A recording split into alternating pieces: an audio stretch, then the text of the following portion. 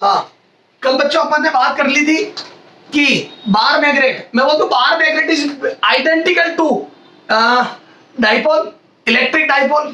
Ditto electric dipole का जो electric field में बिहेवियर था वही अपना बार मैग्नेट का मैग्नेटिक फील्ड में बिहेवियर होगा बच्चों, एग्जैक्टली सेम। हेलो, हाँ, अब देखो बच्चों कुछ क्वेश्चन करते हैं। लास्ट टाइम पे जो बात करी थी उन पर कुछ क्वेश्चन करते हैं। तो देखो बच्चों पहले थोड़ा सा देख लो, बार मैग्नेट की वजह से वो इलेक्ट्रिक फील्ड बताओ। अच्छा, अगर अपन शॉर्ट बार मैग्नेट ले लें, sir what do mean by short bar magnet? याद है जिससे बहुत दूरी पर बी निकाल रहे हो, तो याद करो थीटा एंगल पे कितना आएगा? थीटा एंगल पे, इसकी बार मैग्नेट की एक्सिस से थीटा एंगल पे, बोलो थीटा एंगल पे कितना होता था? आर डिस्टेंस पे। तो वो तो कल फॉर्मूला देखा अपन ने, म्यू नॉट अपॉन 4 पाई। याद है वहां के होता था या म्यू नॉट अपॉन 4 पाई, वहां पी होता था या मैग्नेटिक मोमेंट एम। और याद है बच्चों ए म्यू नॉट अपॉन 4 पाई एम अपॉन आर क्यूब, याद है आर डिस्टेंस पे R cube into under root. याद करो generalise formula 1 + 3 cos square theta. याद आ गया क्या? इसका डेरिवेशन वहां कराया था या नहीं कराऊंगा? Hello,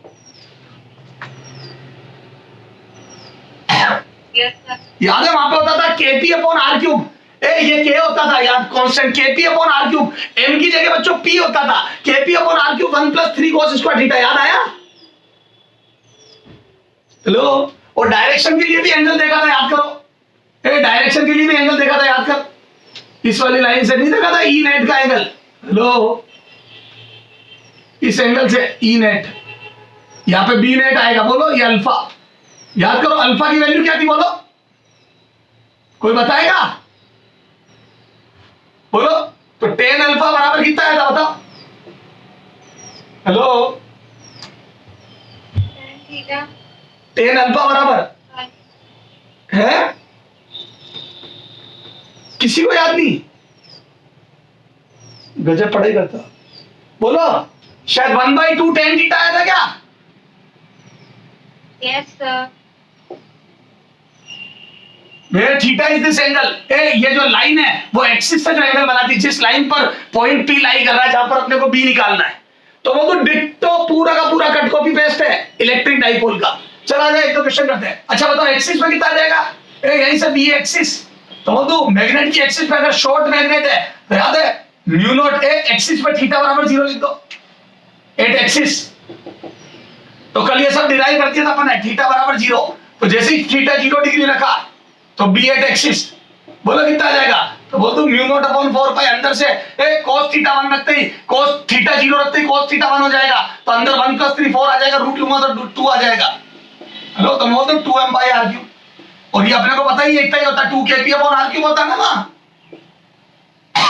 perpendicular to axis equatorial line पे। बोलो equatorial line at equator, equatorial line बोलो कितना होगा? इक्वेटोरियल थीटा 90, और थीटा 90 रखते ही cos 90 0 हो जाएगा, तो बोलो बी ए कितना आ जाएगा? बोलो बच्चों थीटा 90 रखते ही cos 90 0, या अंदर 1, तो मैं बोल दूं mu naught upon 4 pi m upon r³। याद है 2 नहीं होता इसमें। हेलो,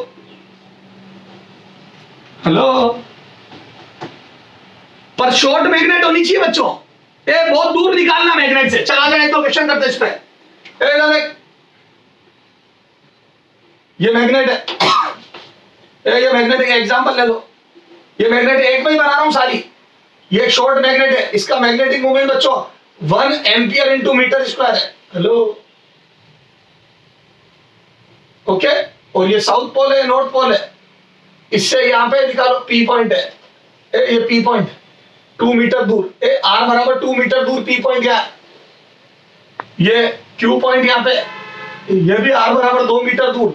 सारे पॉइंट 2-2 मीटर दूर ले रहा हूं, ओके। हेलो, अरे 2 मीटर दूर ही निकाल रहा हूं सब जगह, और एक एक्सिस पे थीटा एंगल पे ले रहा हूं 60 डिग्री पे। हेलो, एक 60 डिग्री पे ले रहा हूं बच्चों।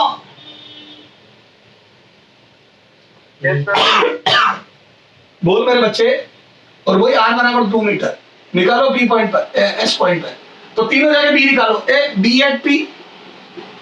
B at P, comma B at Q, comma B at S निकाल लोगे? इससे प्रैक्टिस हो जाएगी बच्चों कैसे करते। करो ट्राई क्वेश्चन। ये तीनों तरफ पॉइंट ले लिया, देखो सब तरफ सेम डिस्टेंस पे। हेलो, इससे तीनों फॉर्मूले की प्रैक्टिस हो जाएगी बच्चों अच्छे से। बताओ क्यू पे ज्यादा आएगा या पी पे? पी और क्यू में से कहां ज्यादा आएगा?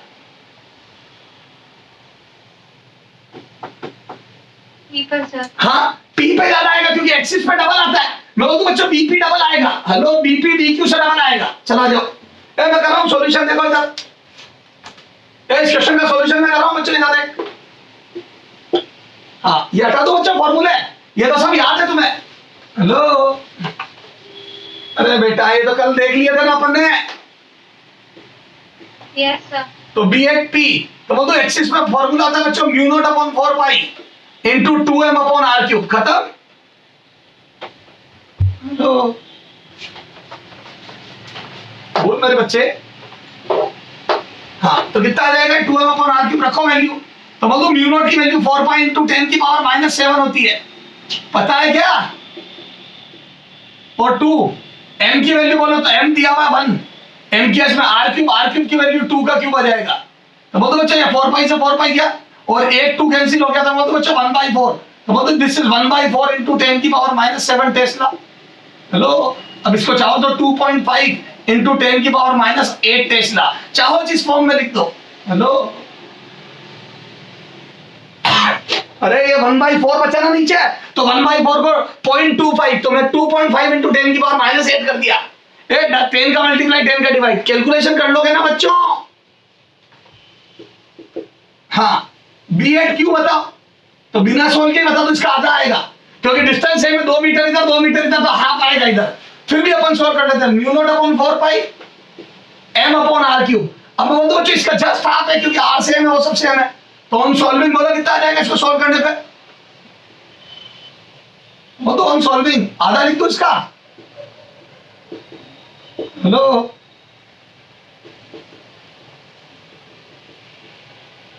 बेटा इसका हाफ लिख दो क्या? हेलो, तो हाफ ऑफ दिस, तो बोल दो 2.5 का आधा 1.25, खत्म किस्सा। अब आ जाओ ये theta angle, important is this 60 degree वाला। तो बोलो बच्चों थर्ड B8S, बोलो फॉर्मूला क्या होता है इसका?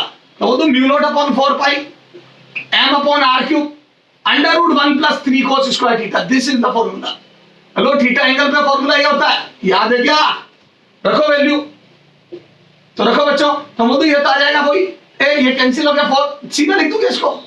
चलो ठीक है, एक लाइन और लिख दो, 10 की घात -7 अपॉन 4 पाई, और यहाँ पे r क्यूब 2 का क्यूब, और यहाँ m आ जाएगा 1। ठीक है सर, यहां तक तो सब पता पड़ गया। अब अंदर 1 प्लस 3 cos स्क्वायर 60, तो cos स्क्वायर 60 कितना हो जाएगा बच्चों? 1/4, क्योंकि cos 60 1/2 होता है। हेलो, तो 1/2 का स्क्वायर 1/4। ओके,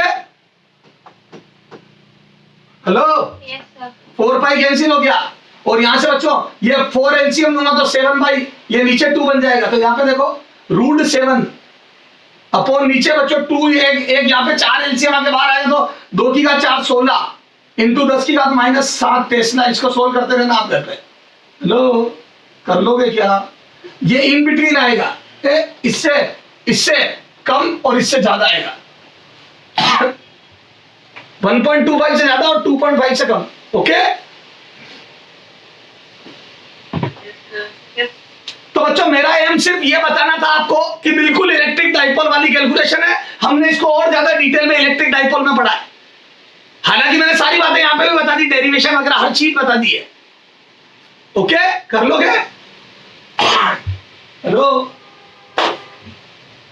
बोलो ना बच्चों। तो सर ये तो हमारे को सब आता है। अच्छा, अब देखो इधर देख,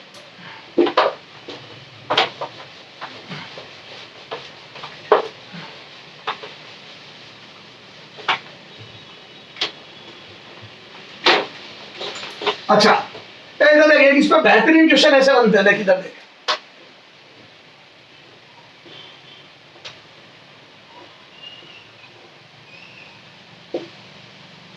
दो आइडेंटिकल बार मैग्नेट रख देंगे ऐसे,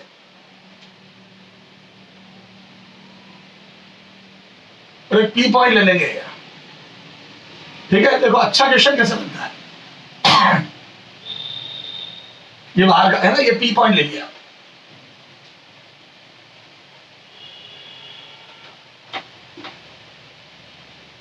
है ना, और पूछेगा बताओ नेट मैग्नेटिक फील्ड की डायरेक्शन क्या होगी। Direction of net magnetic direction of net magnetic field at P, क्या पूछेंगे, direction of B net at P will be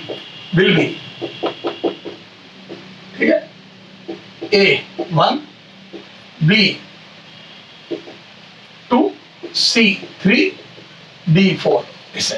ठीक है, अब इधर देखो 1 हो जाएगी U, 2 हो जाएगी U, 3 हो जाएगी U,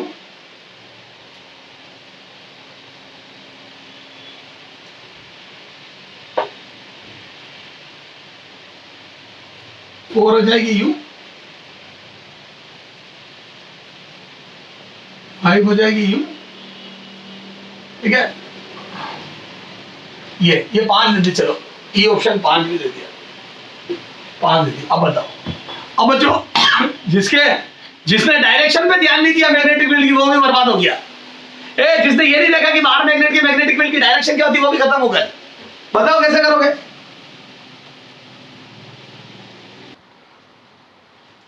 हाँ बच्चों बोलो। हाँ, अब जिसको डायरेक्शन नहीं पता वो भी खत्म। तो बोलो क्या आएगा आंसर बच्चों। तो बोलो बच्चों इधर एक सॉल्यूशन है, मैं बोलता बच्चों पी पॉइंट पर दोनों का भी देखना पड़ेगा, तो पी पॉइंट बनाओ। अच्छा बताओ, इस बार मैग्नेट का बोलो, याद है एक्सिस पे पॉइंट है, इस वाली बार मैग्नेट के एक्सिस पे पॉइंट देखो, और याद है एक्सिस में एम की डायरेक्शन, और एम की डायरेक्शन साउथ टू नॉर्थ होती है। Direction of magnetic movement south से नॉर्थ होती है, याद है क्या। तो बोल दो इसकी वजह से याद करो, एक्सिस पर एम की डायरेक्शन में होता थी, मैग्नेटिक फील्ड एम की डायरेक्शन में होता है एक्सिस पे, तो ये तो आ गया M1 इस मैग्नेट की वजह से। अच्छा इसकी वजह से कितना आ जाएगा बोलो, तो M1 की डायरेक्शन ही आ गई, तो B की डायरेक्शन इधर ही आएगी। हेलो कैसे लिखा, वो तो B1 is parallel to M1, axis पर, ऑन एक्सिस पर M और B पैरेलल होते, सिखा रखा मैंने। इलेक्ट्रिक फील्ड में P और E पैरेलल होते, बताया था मैंने, याद करो। इसका ज्यादा इधर, इसका कम, तो याद है नेट इधर आएगा, सब सिखा रखा है। और इसकी वजह से तो याद है इसका M नीचे S2 एंड M2, और वो तो M2 नीचे, तो याद है मैग्नेटिक फील्ड ऊपर होगा। हेलो एंटी पैरेलल होता है, याद करो। हेलो याद करो, B and M, B2 and M will be anti parallel,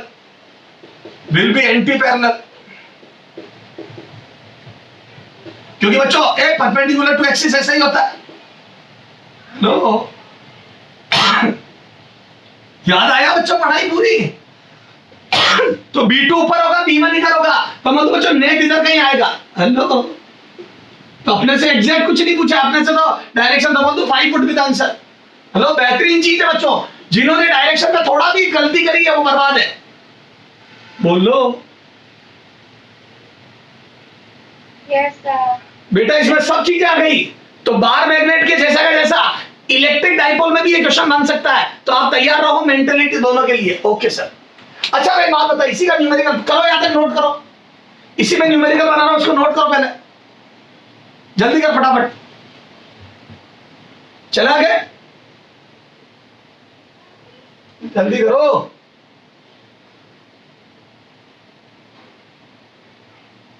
अच्छा अब अगर मैं बोलूं बच्चों दोनों आइडेंटिकल मैग्नेट है, अब एक थोड़ा चेंज करते हैं क्वेश्चन में। हाँ देखो, ये बोथ आर आइडेंटिकल मैग्नेट, और ये डिस्टेंस P पॉइंट की दोनों से सेम है। तो this is R and this is also R।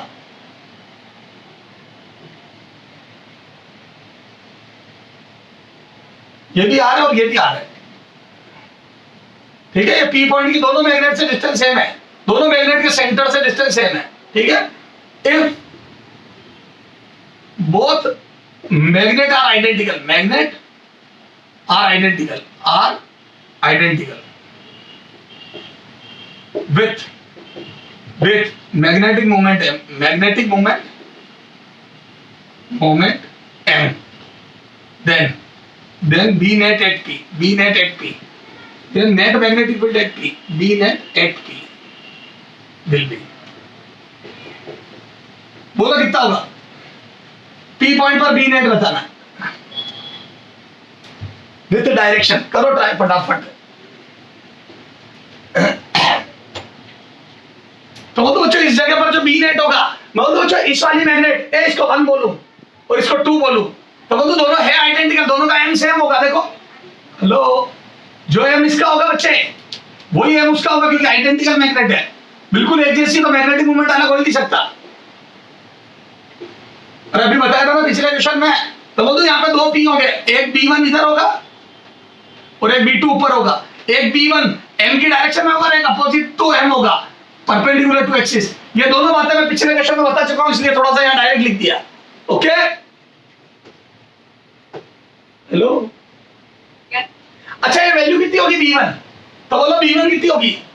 तो बोलो बच्चों B1 की वैल्यू हो जाएगी mu not upon 4 pi into 2m by R cube, क्योंकि B1 इसकी एक्सिस पर है। देखो मैग्नेट 1 की वजह से एक्सिस पर भी है और एक्सिस पर 2m बाई आर क्यूब होता है।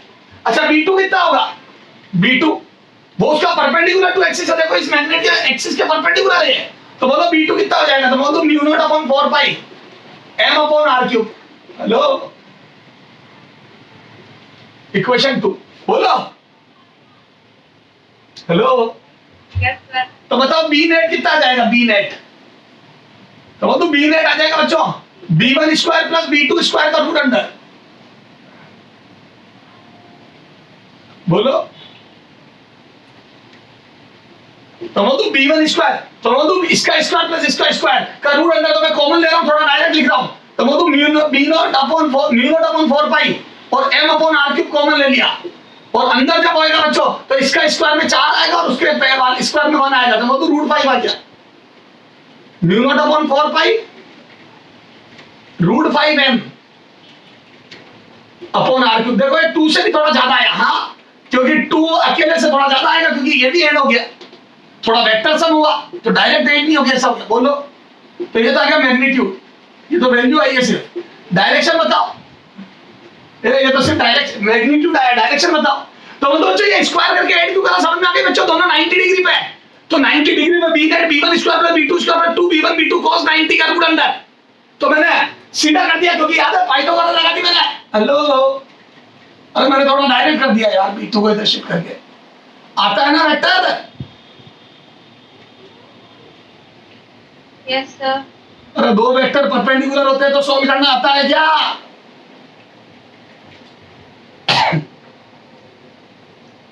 Hello, Yes, sir. अब निकालो tan थीटा, ये तो मैग्नीट्यूड हो गया, tan थीटा निकालो, tan थीटा, तो वो तो tan थीटा बराबर B2 बाई B1, ये परपेंडिकुलर अपॉन बेस। बोलो कितना आ जाएगा? तो B2 आधा ही होगा, तो वो तो B2 जो होगा वो mu naught upon 4 pi m upon r cube, क्योंकि ये परपेंडिकुलर टू एक्सिस वाला है और B1 एक्सिस वाला है बेस, तो वो तो ये डबल है इसका, म्यू नॉट अपॉन 4 पाई और 2m बाई r क्यूब, और वो तो काटूंगा तो 1/2 आ जाए। हेलो 1/2, तो वो तो 30, हेलो 45 से कम एंगल होगा, तो वो तो थोड़ा इधर झुका हुआ होगा, ये B2 कम है थोड़ा, वो तो झुकाव थोड़ा सा एक्स एक्सिस की या इस एक्सिस की तरफ होगा। हेलो, बोलो,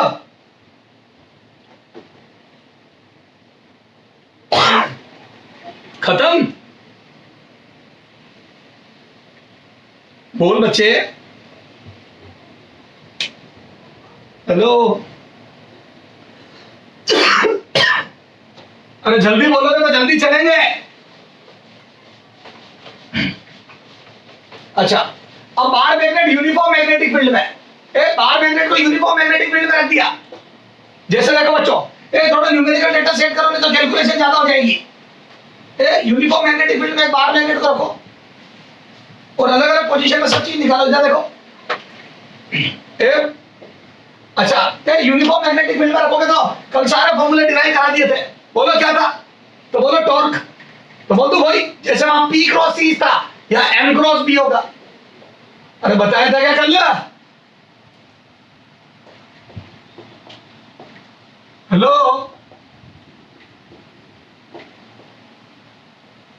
हेलो,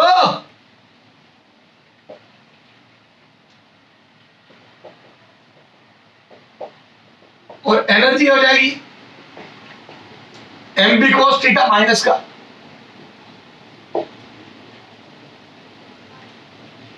हाँ अब देखो इस पर भी एक आधा क्वेश्चन कर लेते हैं, ये एनर्जी। और याद है एसएचएम भी प्रूव किया था, वो एसएचएम वाली बात अभी अलग से करूंगा मैं। अब इधर देखो जैसे ये क्वेश्चन है कि थोड़े डेटा सेट करो, ए short bar magnet, A short bar magnet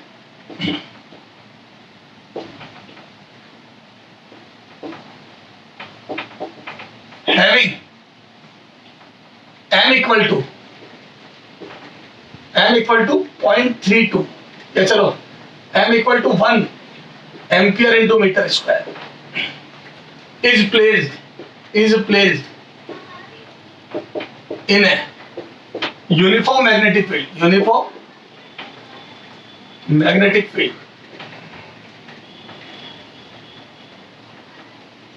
field B equal to 0.16 Tesla. Okay, ये m है और ये 0.16 टेस्ला। देन पहला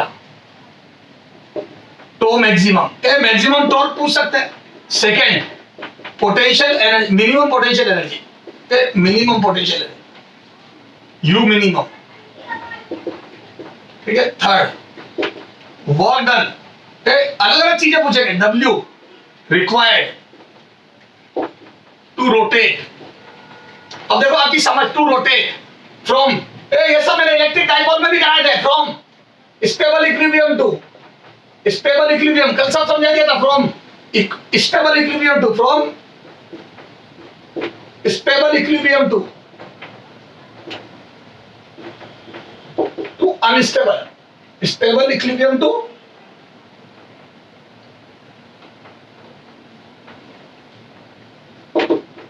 अनस्टेबल इक्विलिब्रियम, ठीक है। एक तो ये, अच्छा 4 W रिक्वायर्ड टू, एक तो है unstable to stable, and stable to maximum position, ठीक है। इन दोनों के लिए वर्क डन। बच्चों इसमें सारे फॉर्मूले की प्रैक्टिस हो गई। देखो कैसे फॉर्मूले यूज करने हैं, अगर ये क्वेश्चन कर लिया तो आपको सब आता है भाई, ये सारे फॉर्मूले की प्रैक्टिस हो जाएगी, इसमें कुछ भी नहीं बचेगा। चल आ जाओ, तो बताओ मैक्सिमम टॉर्क कब लगता है। तो अपने को बहुत अच्छे से इलेक्ट्रोस्टैट का अपने बहुत डिटेल में इसका एनालिसिस किया था, हालांकि मैग्नेट में भी कल बता दिया मैंने। तो वो तो मैग्नेटिक फील्ड में बताओ बाहर मैग्नेट में मैक्सिमम टॉर्क कब लगेगा, कौन सी पोजीशन में। तो कल अपन ने बात की थी जब उसको खड़ा कर दे, याद करो 90 डिग्री एंगल हो जाए। हेलो बेटा, मैग्नेटिक मूवमेंट और बी में देखो ना, इन दोनों के बीच में मैक्सिमम कब होगा, टो मैक्सिमम कब होगा बताओ। ये वैल्यू मैक्सिमम कब होगी अगर ये फिक्स हो तो। Hello, will be at theta बराबर 90 क्या, और थीटा बराबर 90 का मतलब क्या, एम और बी के बीच में एंगल, यानी कि एम और बी में ऐसा एंगल होना चाहिए। बी अगर हॉरिजॉन्टल है तो एम खड़ा होना चाहिए, तो ये रहा एम, तो ये हो गया एम और ये हो गया बी, आ गया टॉर्क मैक्सिमम पोजीशन। हेलो,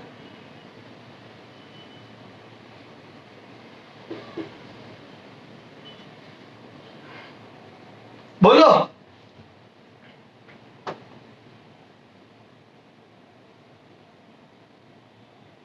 तो ये मैक्सिमम टॉर्क हो गया। तो आ जाओ कितना आएगा मैक्सिमम टॉर्क, तो यहां पे सॉल्यूशन लिख रहा हूं। तो tau maximum is equal to बच्चों mb sin 90, ये मैक्सिमम टॉर्क है। m की वैल्यू बोलो, तो m की वैल्यू 1 दी है, b की वैल्यू 0.16 और sin 90 1, तो वो तो बच्चों ये आ जाएगा 0.16 न्यूटन मीटर, खत्म। ये आ गया मैक्सिमम टॉर्क। इससे ज्यादा टॉर्क इस पूरे मोशन में कभी नहीं लगेगा। एक मैग्नेट को खड़ा कर दो मैग्नेटिक फील्ड में, उससे बड़ा टॉर्क कभी नहीं लगता। This is the maximum torque, okay. अच्छा, मिनिमम एनर्जी कब होगी, मिनिमम एनर्जी बोलो। तो मिनिमम एनर्जी याद करो, स्टेबल इक्विलिब्रियम में होती है अनस्टेबल में। पोटेंशियल एनर्जी मिनिमम स्टेबल में, क्योंकि वहां वो रहना चाहता है और हर सिस्टम अपनी मैक्सिमम स्टेबल पोजीशन में रहना चाहता है, और उस समय उसकी पोटेंशियल एनर्जी मिनिमम होती है, क्योंकि वो अपनी एनर्जी को मिनिमाइज कर लेता है। ओके बोलो। हाँ, तो आ जाओ मिनिमम एनर्जी। तो मिनिमम एनर्जी होगी बच्चों स्टेबल इक्विलिब्रियम में। तो पोटेंशियल एनर्जी मिनिमम होती है स्टेबल इक्विलिब्रियम में, स्टेबल इक्विलिब्रियम। ओके, और मैक्सिमम होती है अनस्टेबल इक्विलिब्रियम में। तो अपने को स्टेबल इक्विलिब्रियम में पोटेंशियल एनर्जी निकालनी है। और वैसे भी देख लो, ये मिनिमम कब होगी, यूं ही गिन लो। ये मिनिमम कब होगी, जब cos थीटा की वैल्यू कब होगी 1, क्योंकि जब cos थीटा 1 होगा तो ये नेगेटिव में मिनिमम, नेगेटिव में सबसे बड़ी वैल्यू आएगी, और नेगेटिव में सबसे बड़ी मतलब मिनिमम। और बताओ ये मैक्सिमम कब होगी, जब cos थीटा -1 होगा, और वो होता है अनस्टेबल इक्विलिब्रियम, क्योंकि cos थीटा -1 180 एंगल पर होता है, यानी कि m और b एंटी पैरेलल होते थे। अपने को ये सारी बातें पता है। तो बोलो बच्चों u will be minimum. cos theta की वैल्यू जब 1 होगी तो u मिनिमम होगी, u मिनिमम। और cos थीटा 1 कब होगा, बोलो u मिनिमम होगी, u बराबर मिनिमम। और cos थीटा 1 कब होगा, जब थीटा बच्चों 0 डिग्री होगा, और 0 कब होगा, स्टेबल इक्विलिब्रियम। सही बात है, स्टेबल इक्विलिब्रियम में पोटेंशियल एनर्जी मिनिमम होती है, क्योंकि वो यही रहना चाहता है, और हर सिस्टम अपनी मिनिमम एनर्जी पर रहना चाहता है। तो वो तो स्टेबल इक्विलिब्रियम पर पोटेंशियल एनर्जी, तो ध्यान रखना बच्चों, पोटेंशियल एनर्जी मिनिमम होती है स्टेबल इक्विलिब्रियम पे। तो आ जाओ कितनी है, तो देखो स्टेबल इक्विलिब्रियम पे पोटेंशियल एनर्जी मिनिमम होगी, तो यहाँ पे लिख लो बच्चों सेकंड का सॉल्यूशन, सॉल्यूशन सेकंड। तो वो तो u मिनिमम, तो u मिनिमम आ जाएगा बच्चों -mb1 cos 0 1 cos 0 बराबर 1। तो ये स्टेबल इक्विलिब्रियम। तो आ जाओ कितने आ जाएगा, तो m की वैल्यू है बच्चों 1 और b की वैल्यू है 0.16। तो बोल दो बच्चों आंसर आ गया -0.16 जूल। ये मिनिमम पोटेंशियल एनर्जी है सिस्टम की, ओके, -0.16 जूल। और ये कब है बच्चों, स्टेबल इक्विलिब्रियम में। तो आंसर सेकंड आ गया -0.16 जूल। ओके, तो ये शुरू के 2.18 बच्चों, कुछ भी नहीं है, फॉर्मूला है, लेकिन समझ होनी चाहिए आपको कब कौन मैक्सिमम होता है, कब कौन मिनिमम। अच्छा जाओ तीसरा इंपॉर्टेंट, वर्क डन। तो work done to rotate, to rotate, बोलो कहां से कहां, टू रोटेट, बोलो कहां से कहां, stable equilibrium to unstable, stable to unstable, stable to unstable. अब पहले बताओ स्टेबल और अनस्टेबल क्या होते हैं, मैंने कल समझाया था आपको। तो मतलब स्टेबल मतलब थीटा 0, हेलो बताएगा, दो इक्विलिब्रियम पोजीशन आती है, थीटा 0 और थीटा 180, क्योंकि देखो ये टॉर्क 0 तक था। इक्विलिब्रियम का मतलब ही होता है बच्चों टॉर्क 0 हो जाए। याद है इक्विलिब्रियम पोजीशन वो होती है जहां फोर्स और टॉर्क दोनों 0, और वो तो फोर्स तो हमेशा 0 होता है। यूनिफॉर्म मैग्नेटिक फील्ड में बाहर मैग्नेट पे नेट फोर्स तो हमेशा 0 होता है। क्यों, क्योंकि नॉर्थ पोल पे जितना फोर्स लगेगा साउथ पोल पे उसका उल्टा लगेगा मैग्नेटिक फील्ड, अगर यूनिफॉर्म है तो। यूनिफॉर्म का मतलब ना बी की डायरेक्शन चेंज होगी ना वैल्यू, और अगर पूरा मैग्नेटिक फील्ड में ना बी चेंज की वैल्यू चेंज हो रही ना डायरेक्शन, तो नॉर्थ पोल पे जितना फोर्स लग रहा होगा साउथ पे उसका उल्टा। तो चाहे इलेक्ट्रिक डाइपोल हो चाहे मैग्नेटिक, वो यूनिफॉर्म फील्ड में रखे होते तो उन पर नेट फोर्स तो 0 होता है, टॉर्क दो टाइम पे 0 होता है। तो बताओ टॉर्क 0 कब कब होगा, तो बोलो बच्चों थीटा 0 पे साइन 0 होता है, और थीटा 180 पे, इन दोनों पे टॉर्क 0 होता है, टॉर्क 0, टॉर्क 0। और वो तो इक्विलिब्रियम हो गया ये, टॉर्क 0 का मतलब इक्विलिब्रियम, क्योंकि फोर्स तो वैसे ही 0 था। अब ये स्टेबल होता है, क्योंकि यहां से याद है डिस्प्लेस करने पर वापस वही आता है, और ये अनस्टेबल होता है, सब सिखा चुका हूं। तो ये स्टेबल है और ये अनस्टेबल है। ओके सर, आ जाओ, ये सारी बातें कल थ्योरी में कर ली थी अपन ने, आ जाओ। तो बोल दो स्टेबल का मतलब थीटा 0 और अनस्टेबल का मतलब थीटा 180। अगर ये नहीं पता है आपको स्टेबल अनस्टेबल इक्विलिब्रियम कौन कौन से है, तो ये क्वेश्चन अटक गया। आपको एनर्जी चाहे कितनी भी अच्छी आती है, लेकिन अगर आपको ये नहीं पता स्टेबल इक्विलिब्रियम कौन सा और अनस्टेबल कौन सा, तो आपका क्वेश्चन अटक गया, क्योंकि आप थीटा की वैल्यू रख ही नहीं पाओगे। ओके, तो मैं बोलूं आपको मैग्नेट को रोटेट करना है बच्चों थीटा 0 से थीटा 180। अब थीटा 0 और 180 की डायग्राम कैसी होगी वो देखो। तो ये रहा मैग्नेटिक फील्ड, और ये रही आपकी मैग्नेट। बोलो दिस इज थीटा 0 पोजीशन, ये बी की डायरेक्शन, और एम भी इधर ही होना चाहिए, तो नॉर्थ पोल इधर और साउथ, सॉरी बताओ कैसे बनेगा, किधर साउथ और किधर नॉर्थ, बताओ। स्टेबल इक्विलिब्रियम थीटा 0 करने के लिए बताओ, मैग्नेटिक मूवमेंट को भी इधर लाना पड़ेगा थीटा 0 करने के लिए, तो किधर साउथ और किधर नॉर्थ, तो बोल दो इधर साउथ और इधर नॉर्थ, तभी तो एम इधर आएगा।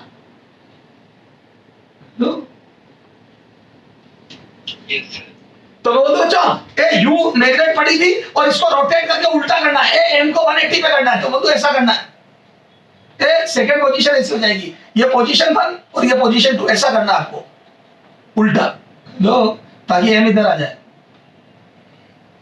बोलो बच्चों,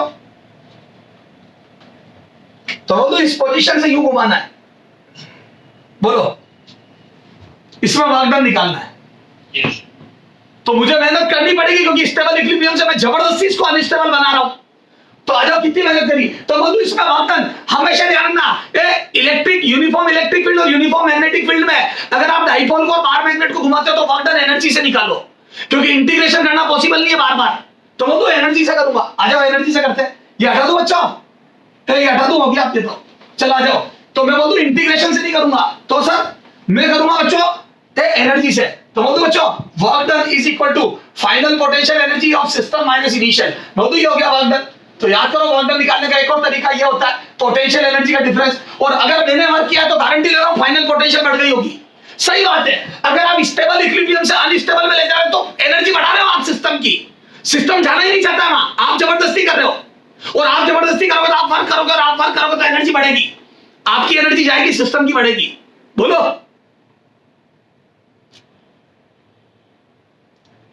क्या आप गारंटी ले रहे हो फाइनल पोटेंशियल ज्यादा होगा, फाइनल पोटेंशियल एनर्जी ज्यादा होगी? यस, क्योंकि मैं वर्क कर रहा हूं, क्योंकि मैं अनस्टेबल बना रहा हूं सिस्टम को, और अनस्टेबल बना रहा हूं मतलब मैं फोर्स के अगेंस्ट ले जा रहा हूं।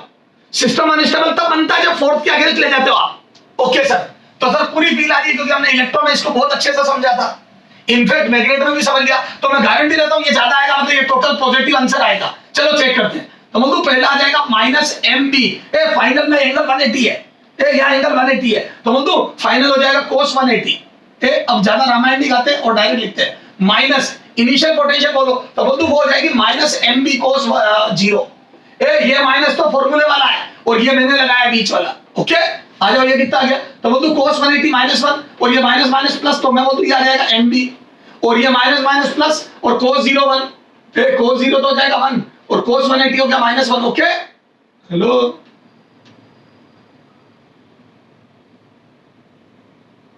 बेटा ये तो हो गया 1 और ये हो गया माइनस 1, तो यहां से आ जाएगा बच्चों minus minus plus M B, तो बोलो ये आ जाएगा 2 एम बी, ये वर्क डन है, ये 2 एम बी। और बोलो ये कितना आ जाएगा? तो यहां से वर्क डन कितना करा मैंने? तो 2 एम की वैल्यू 1 और बी की वैल्यू 0.16, तो बोलो बच्चों ये आ जाएगा 0.32 joule. This is a work done to rotate this dipole. खत्म। इस डाइपोल को रोटेट करने में 0.32 जूल का वर्क हुआ है। बोल। अच्छा, तो बच्चों वो कभी ऐसे थोड़ी बोलेंगे आपको कि 0 डिग्री से 180 रोटेट कर दिया, नहीं, वो नाम लेंगे स्टेबल और अनस्टेबल इक्विलिब्रियम के या मैक्सिमम टॉर्क के, तो उससे वो ये भी चेक करेंगे कि आपको एनर्जी और टॉर्क का नॉलेज है या नहीं है। अब बताओ अगला, stable to maximum torque position, तो बोलो इसका आंसर कितना आएगा? ये भी कर लेंगे सर। आ जाओ stable to maximum torque position, तो आ जाओ अगला वर्क कितना आएगा? तो ये 4 स्टेबल टू मैक्सिमम टॉर्क। बोलो stable to maximum torque position कौन कौन सी होती है? बताओ थीटा कितना कितना लिखूंगा? तो वो तो स्टेबल के लिए तो थीटा 0 अभी समझाया था, और मैक्सिमम टॉर्क थीटा 90 डिग्री का होता है क्योंकि साइन मैक्सिमम 90 डिग्री का होता है। खत्म। हेलो चल आ जाओ, तो इसी में कर रहा हूं, यही कर रहा हूं, तो मैं तो फाइनल 90 डिग्री कर दो। अरे यार इसी में कर रहा हूं यार, ये हटा दिया, वो नोट कर लिया ना आपने? अरे इसी में कर रहा हूं अगला, तो बोल दो फाइनली आपने स्टेबल से 90 डिग्री में रोटेट कर दिया और ये 0 बिल्कुल ओके, तो अब रखो वैल्यू, तो बोल दो ये आ जाएगा, ये 0 बन गया, तो फाइनल पोटेंशियल 0 हो गई। सर ये तो कम, अरे ये ज्यादा है, ये नेगेटिव थी, देखो पहली वाली पोटेंशियल नेगेटिव थी उससे तो बढ़ गई, तो माइनस माइनस प्लस और ये एमबी, तो बोल दो आंसर आ जाएगा ये 1 × 0.16, तो 0.16 जूल आंसर। खत्म। बोलो,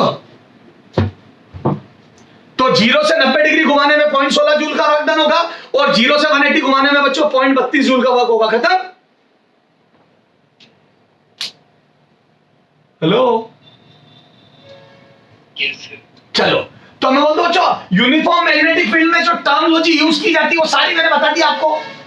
ओके, अब देखो बच्चों, बाहर मैग्नेट को अगर डिस्प्लेस करके छोड़ते तो एसएचएम करती है, और डाइपोल को इलेक्ट्रिक फील्ड में डिस्प्लेस करके छोड़ते तो एसएचएम, तो SHM of bar magnet, SHM of bar magnet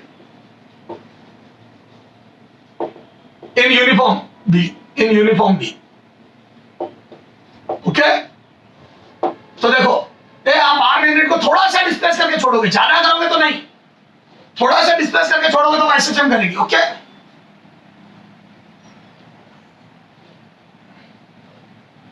theta angle. Okay, ये एक टॉर्क बराबर आई अल्फा और टॉर्क की वैल्यू हो जाएगी एमबी, एमबी साइन थीटा, और वो बच्चों आई अल्फा करूंगा यहाँ, छोटे एंगल के लिए साइन थीटा को थीटा थोड़ा फास्ट कर रहा हूं, तो वो छोटे एंगल के लिए थोड़ी 2 स्टेप डायरेक्ट कर दी, चलो छोड़, फिर बोल दो upon I, I moment of inertia हो गया बाहर मैग्नेट का। ए आई क्या है? बाहर मैग्नेट का मोमेंट ऑफ इनर्शिया, क्योंकि टॉर्क बराबर आई अल्फा होता है ना। अब देखो यहाँ अप्रोक्सीमेशन फॉर स्मॉल एंगल, ए छोटे एंगल के लिए साइन थीटा को थीटा लिख दो। यहां से खूब क्वेश्चन आते हैं, और जैसे ही साइन थीटा को थीटा लिखा, मैं बोल दूं ये बन जाएगा mb by I into theta. और अगर वेक्टर लगाऊंगा तो मैं बोल दूं घुमाया इधर है, देखो इक्विलिब्रियम से आपने रोटेट क्यों करा है, और ये घूम के वापस यूं आएगी। तो बोल दूं बच्चों अल्फा और थीटा अपोजिट डायरेक्शन में, देखो आपने भेजा यूं है बाहर मैग्नेट को, और वो रोटेट होकर वापस यूं आएगी, क्योंकि फोर्स यूं लगेगा। देखो mb फोर्स यहाँ आगे लगेगा, देखो mb, और यहाँ पीछे लगेगा। हेलो, ये सब सिखा रखा है आपको। तो वो तो स्टेबल इक्विलिब्रियम से आप डिस्टर्ब करोगे तो वापस घूम के आएगा। हेलो, अगर आपने एक थोड़ा सा यूं डिस्प्लेस करा तो वापस घूम के आएगा। ये बातें अपन कर चुके हैं सारी बच्चों, इलेक्ट्रो में भी कर चुके हैं और मैग्नेट में भी कर चुके हैं। ओके, तो मैं बोलूं बच्चों ये अगर वेक्टर फॉर्म में लगूंगा तो माइनस आ जाएगा यहाँ, क्यों? क्योंकि थीटा के अपोजिट अल्फा है। ओके, तो मैं बोलूं बच्चों यहाँ से ओमेगा बराबर आ गया under root mb by I, और यहाँ से अगर फ्रीक्वेंसी लिखना चाहो फ्रीक्वेंसी SHM की, तो बोलो कितनी आ जाएगी? तो बोलो मोशन SHM है, देखो alpha is proportional to theta, वो तो motion is SHM, motion SHM है। हेलो, और SHM है तो ओमेगा ही आ गया। ओमेगा बराबर कितना आ गया? ओमेगा बराबर बोलो, कंपेयर कर पूरा, ओमेगा बराबर आ गया बच्चों under root mb by I, और यहां से सोल्व किया तो फ्रीक्वेंसी कितनी आ गई? 1/2 pi under root mb by I. ये तो हो गई फ्रीक्वेंसी, लेकिन मैं आपको कभी राय नहीं देता फ्रीक्वेंसी याद करो, आप सीधा टाइम पीरियड याद करो, नहीं तो दोनों फॉर्मूले में कंफ्यूज हो जाओगे कौन कहां आता है। तो वो तो टाइम पीरियड में टी नीचे आएगा तो उल्टा होने के बाद ये क्यों बन जाएगा। लो, खत्म। बोल बच्चे, ये सबसे इंपॉर्टेंट है। मैग्नेट में सबसे ज्यादा क्वेश्चन अगर नीट में कहीं से पूछा गया था वो ये हिस्सा है, ये SHM ऑफ बार मैग्नेट। सबसे ज्यादा अगर क्वेश्चन कहीं से बने तो वो ये हिस्सा है, तो इसको ढंग से देखते हैं। ओके, हेलो, चलो देखते हैं। ये था तो बच्चों, अब अपन सीधा फॉर्मूले में आ गए। और ये ध्यान रखना SHM कब होता है? छोटे डिस्प्लेसमेंट के लिए। SHM कब होता है? बार मैग्नेट का, फॉर स्मॉल डिस्प्लेसमेंट ओनली। बड़े के लिए नहीं होगा, फॉर स्मॉल डिस्प्लेसमेंट। ध्यान रखना, बड़े के लिए तो ऑसिलेशन होगा। हेलो बेटा, कई बार 4 ऑप्शन में ही बेवकूफ बना देंगे आपको, तो ध्यान रखना आई ऊपर आ रहा है और mb नीचे आ रहा है टाइम पीरियड में। Okay,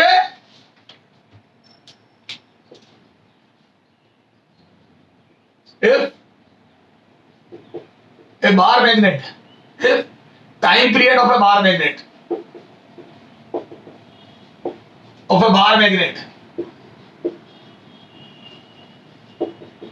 in a uniform magnetic field,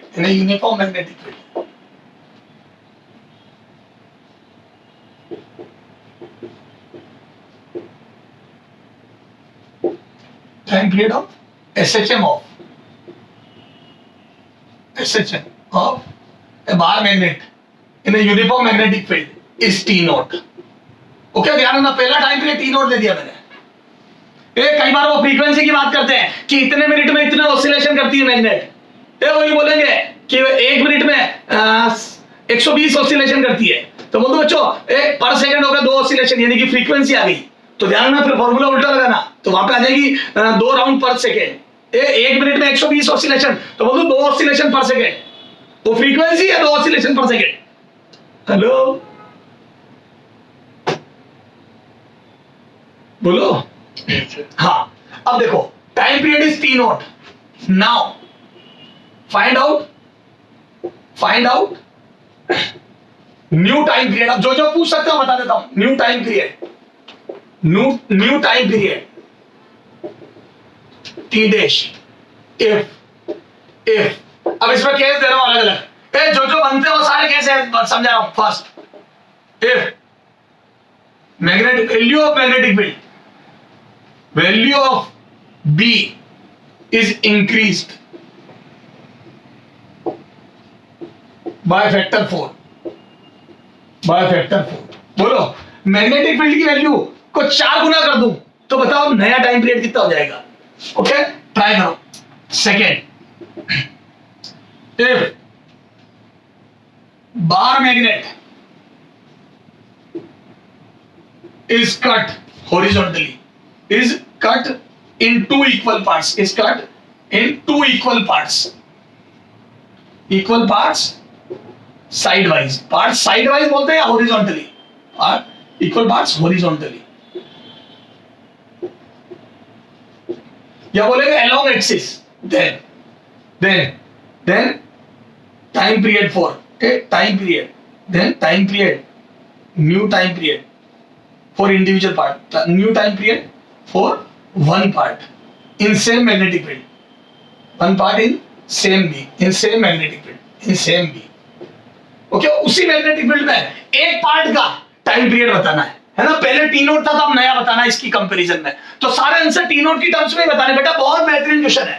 third एक क्वेश्चन बनता बच्चों, if bar magnet is cut in two equal parts vertically, बस यहां आ जाएगा हॉरिजॉन्टली की जगह वर्टिकली, है ना, वर्टिकली, और बाकी पूरा वही। तो ये चार क्वेश्चन, तीन क्वेश्चन बना दिए मैंने। ओके एक बार बी बदला और एक बार मैग्नेट को काटा पीटा, तो इसमें सब आ गया बच्चों। हेलो, अरे कैसे कैसे सोचना है, सब आ गया। अब ये की एक चीज है मेरे अर्थ के मैग्नेटिक फील्ड में भी काम आएगी आगे। मैं अर्थ के मैग्नेटिक फील्ड में कंपास नीडल को एसएचएम करवाऊंगा, वहां पे दिमाग घूम जाएगा अगर ये चीजें नहीं आती होगी तो, क्योंकि वहां पे बच्चों करेला कड़वा और नीम चला हो जाएगा। वहां पे एक तो मैग्नेट के बारे में भी सोचना पड़ेगा और अर्थ के मैग्नेटिक फील्ड की भी फील लेनी पड़ेगी। तो अर्थ का मैग्नेटिक फील्ड खुद इतना खतरनाक होता है, तो इसकी फील वहां कर लूंगा मैं, तो इसकी फील यही ले लेते हैं अपन यूनिफॉर्म मैग्नेटिक फील्ड में। जहां मैग्नेटिक फील्ड आसान है वहीं फील लेके चलते हैं इसकी, ताकि वहां पे ये वाली कैलकुलेशन जल्दी जल्दी कर लूं, ये वाला पार्ट वहां जल्दी जल्दी समझ में आए। ओके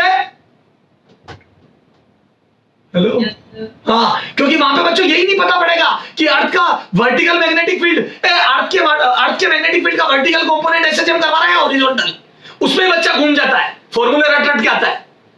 हेलो चले आगे, चला लो। पहले इसका फील लेते हैं। तो बच्चों एक बार ये क्वेश्चन ढंग से देख लो, मैं इसको रब करके और फिर सॉल्यूशन करूंगा। हेलो ये क्वेश्चन हटा रहा हूं मैं। पहले टाइम पीरियड टी नोट था, नया निकालना है, और ये केस है।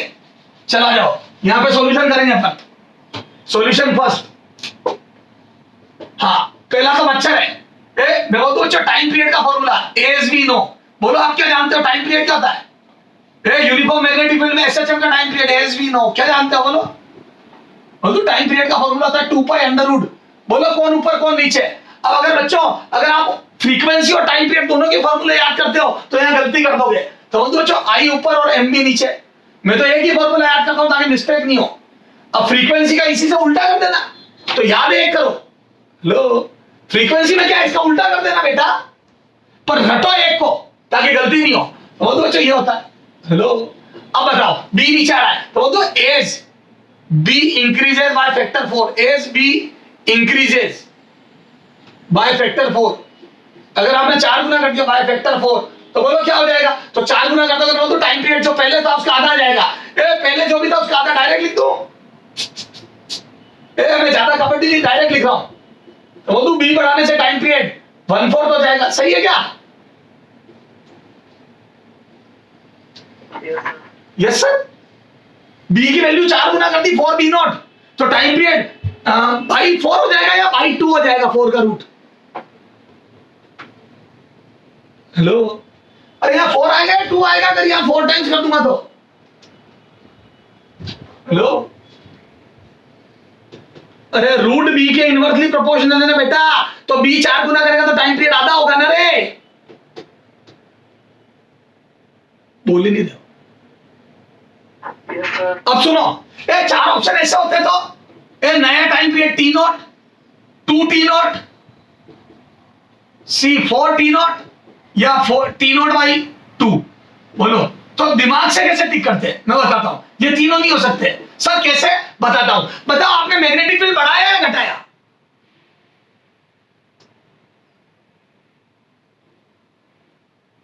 अरे मैग्नेटिक फील्ड बढ़ाया या घटाया? बढ़ाया। बढ़ाया तो राउंड फास्ट होंगे या धीरे धीरे होंगे? मैग्नेटिक फील्ड बढ़ने से एसएचएम फास्ट होगा या स्लो होगा? फास्ट, तो टाइम कम लगेगा। हेलो तो लॉजिकली फास्ट एसएचएम होंगे, लॉजिकली फास्ट एसएचएम होंगे, फास्ट एसएचएम होगा। हेलो, और फास्ट का मतलब टाइम पीरियड घट गया, टी घट जाए। हेलो बोल मेरे बच्चे, तो मुझे तो कॉमन सेंस से ही पता था कि नया टाइम पीरियड कम आने वाला है, पर कितना आने वाला है वो एग्जैक्ट रिलेशन चाहिए, रूट बी के इनवर्सली प्रोपोर्शनल। तो बी 4 गुना कर दिया तो टाइम पीरियड आधा हो गया। लो चला आगे। तो सर कॉमन सेंस भी लगा लिया, लॉजिक भी लगा लिया और कैलकुलेशन भी कर दी, हमें सब समझ में आ गया। तो अब देखो, ऐसे अगर अर्थ का मैग्नेटिक फील्ड वेरी करेगा तो मैं बोलूं कंपास नीडल के एसएसएम का टाइम पीरियड भी वेरी करेगा। मैं बोलूं जिन जगहों पर अर्थ का मैग्नेटिक फील्ड ज्यादा होगा वहां पर कंपास नीडल का एसएसएम फास्ट होगा। तो ये फील अभी से ही दे रहा हूं मैं थोड़ी थोड़ी। ओके, हेलो हेलो, एक और जोरदार बात बताता हूं। कई बच्चे रट रट के आते हैं कि सर हमने तो ये फॉर्मूला पढ़ा था किताबों में, सर हमारी जिंदगी खराब हो गई फॉर्मूले, और अभी किताब में अलग आंसर दिया हुआ है। ये देखो, ये आता है, कोई ये लेके आता है, कोई ये लेके आता है, दोनों लपड़ खा के जाते हैं। जो भी रट के आता है उसको लपड़ मार के रवाना करता हूं मैं। सर ये दिया हुआ है, कोई आता है ये दिया हुआ है अभी आंसर में, और मैंने ये याद किया हुआ था। कई लोग आते हैं, मैंने ये याद किया हुआ था, ये दिया हुआ फलाना दिमाग का। अरे यार गधे हैं आप, दिमाग लगाओ, कुछ भी नहीं रटना है, बस बी होता है। अब कौन सा होगा वो तो दिमाग पर डिपेंड करता है। सर कैसे, बताता हूं। जैसे देखिए अर्थ है अपनी, थोड़ा आइडिया देता हूं, क्योंकि नहीं तो उस दिन रहोगे आप भी आ जाओगे फिर। ये अर्थ है अपनी, तो अब वो मैग्नेटिक फील्ड फलाना दिमाग सब बाद में समझेंगे। अर्थ के अंदर अपने एक मैग्नेट मानी, अभी मैं वो एंगल पे होती वो बातें नहीं कर रहा हूं, सीधी सीधी बातें कर रहा हूं। मान लो अर्थ की मैग्नेट ऐसे, कोई एंगल पे नहीं है, कोई इंक्लिनेशन डिक्लिनेशन कुछ नहीं। ओके, तू तो सीधी सीधी बात कर, क्योंकि अभी मेरा यहाँ वो नहीं है, अभी ये मैं आगे बढ़ाऊंगा। अच्छा, मैं बोलता हूँ अर्थ का मैग्नेटिक फील्ड ऐसा होगा। अगर अर्थ के अंदर मैग्नेट है, अरे वो मैग्नेट क्यों है, क्या है, वो सब बातें मैं करूंगा। अभी तो समझ, अर्थ के अंदर किसी ने मैग्नेट रखी हुई, यूं समझ ले बेटा। अभी मेरे को मैग्नेटिक फील्ड में दिमाग नहीं लगवाना है, अभी तो मुझे सिर्फ ये टाइम पीरियड में कौन सा बी काम आएगा वो देखना है। तो देखो, ये है इक्वेटर। हेलो, इक्वेटर पता है क्या थोड़ा बहुत, और ये है पोल, पता है क्या इतना। हेलो, हाँ अब सुन, अगर अर्थ का ए सुन ले, अब यहां पे बात करूं मैं, इधर देख यहां पे, तो वो तो अर्थ का मैग्नेटिक फील्ड ये रहा। ये टेंजेंट ड्रॉ कर फील्ड लाइंस पे, याद है फील्ड लाइन पे खींची गई टेंजेंट डी की डायरेक्शन को बताती है। Dense will be the field lines, more will be the value of B. Hello, अरे बोले ना रावण। अच्छा अब सुनो, यहां पे मैग्नेटिक फील्ड अर्थ का यूं है।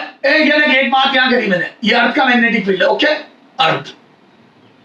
अच्छा यहां पे आजा बेटा, यहां पे इस जगह, यहां पे मान लो मैं यहां खड़ा हूं, ये रहा, तो यहां पे अर्थ का मैग्नेटिक फील्ड इक्वेटर पे ऐसा।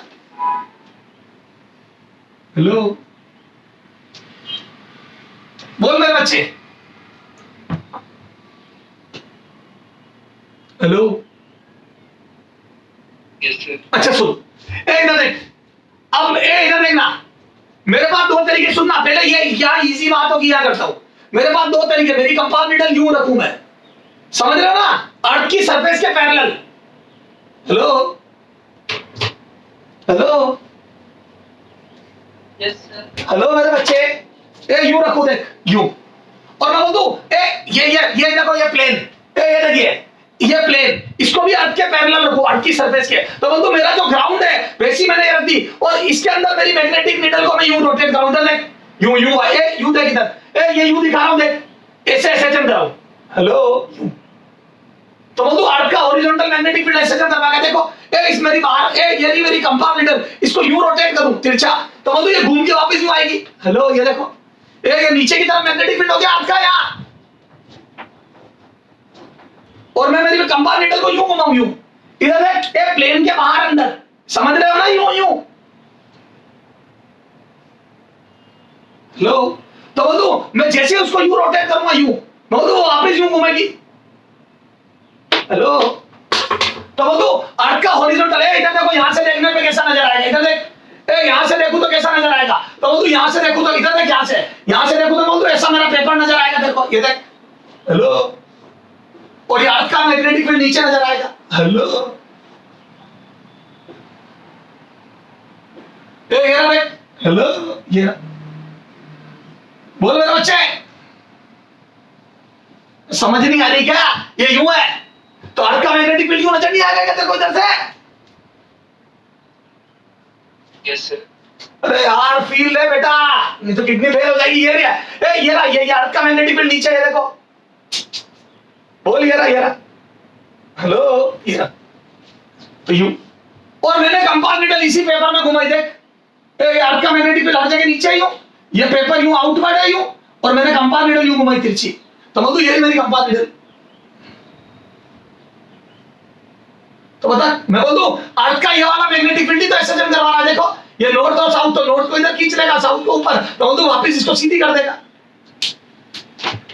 हेलो, बोल मेरे बच्चे, हेलो। तो मैं बोल दूं horizontal component of earth magnetic field is responsible for this SHM. बोल, हेलो, यस सर। बोलते ही नहीं आप।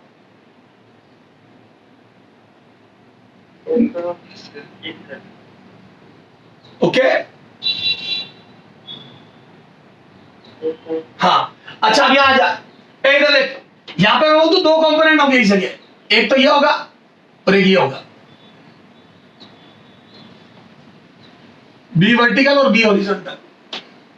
बोल, बोलो बच्चों। Yes, sir. हाँ, अब देख, Yes, sir. हाँ अब इधर देख, अब मैं यूं रखूं, यूं, ये अर्थ की सरफेस पे हॉरिजॉन्टल का परपेंडिकुलर यूं, ये यूं, ये पेपर देख यूं, और मेरी नीडल को यूं घुमाऊं इस पेपर में, दिख रही है ये? हेलो, तो बता हॉरिजॉन्टल कंपोनेंट कुछ कर पाएगा क्या ये वाला? क्योंकि हॉरिजॉन्टल कंपोनेंट तो इस प्लेन के परपेंडिकुलर हो गया देखो। Hello, Yes, sir. मैं बोल दूं अब मेरी मैग्नेटिक नीडल को ऐसे जब ये बी वर्टिकल करवाएगा। Yes sir. हेलो, तो मैं बोल दूं बच्चों इस वाले प्लेन में अगर मैं ऐसे इस वाले प्लेन में मैग्नेट को रोटेट कर रहा हूं यूं, ये मेरी मैग्नेटिक कंपाउंड नीडल यूं है, और वो इस यहां पे पिन लगा दी यूं, और उसके अबाउट रोटेट कर रहा हूं, तो मैं बोल दूं इसको ऐसे जब ये वाला कंपोनेंट कराएगा। हेलो, इस वाले प्लेन में यूं करा रहा हूं, यूं अंदर बाहर, ऐसे यूं नहीं, यूं, तो बोल दूं ये